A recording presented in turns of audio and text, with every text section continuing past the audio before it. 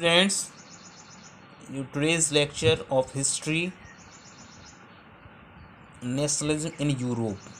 Students, कुछ विद्वानों ने ये तर्क दिया है कि जो राष्ट्र है या राष्ट्रीय राज्य है उसका एक आदर्श मॉडल वो ब्रिटेन है, क्योंकि जो ब्रिटेन में जो भी हुआ या वो कैसे राष्ट्रीय राज्य बना, वो एक कोई ऐसी लहर नहीं चली थी, ना ही कोई क्रांति हुई थी, ना ही कोई विद्रोह हुआ था। It was the result of the long drawn out process.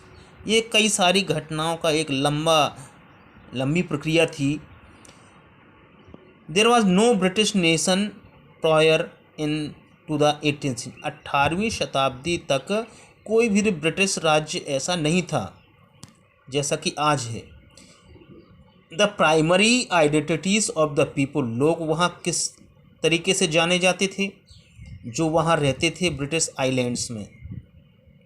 कुछ वहाँ के मूल निवासी थे, जैसे कि इंग्लिश, वेल्स में रहने वाले वेल्श, स्कॉटलैंड में रहने वाले स्कॉट और आयरलैंड में रहने वाले आयरिश।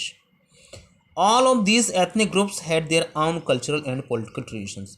इन सभी एथनिक ग्रुप्स की अपनी खुद की सांस्कृतिक और राजनीतिक परंपराएं थीं।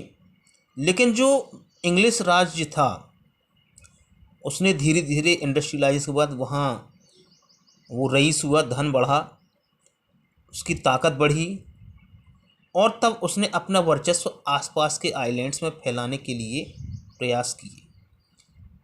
इंग्लिश पार्लियामेंट ने, जिसने कि 1688 में सत्ता संभाली थी, मोनार्की को हटा करके at the end of the protracted conflict, एक काफ़ी विवादों के बाद, was the instrument throughout the nation state, उसने अपने आप को एक नेशन स्टेट बनाने के लिए इंग्लैंड एंड इट्स सेंटर, कि ब्रिटेन उसका मुख्य केंद्र होगा, केम टू बी फोर्स्ड, उसने ये एक पॉलिसी लगाई। द एक्ट ऑफ यूनियन जो 1707 में आया। एक्ट ऑफ यूनियन में क्या था कि इंग्लैंड और स्कॉटलैंड के बीच एक संधि हुई, आप ये कह सकते हैं, जिसका परिणाम ये हुआ कि United Kingdom of Great Britain बना।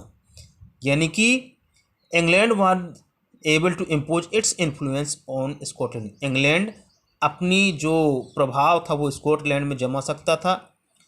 द ब्रिटिश पार्लियामेंट ने उसके बाद अपने मेंबर्स को उसमें भरना शुरू कर दिया स्कॉटलैंड की मामलों में।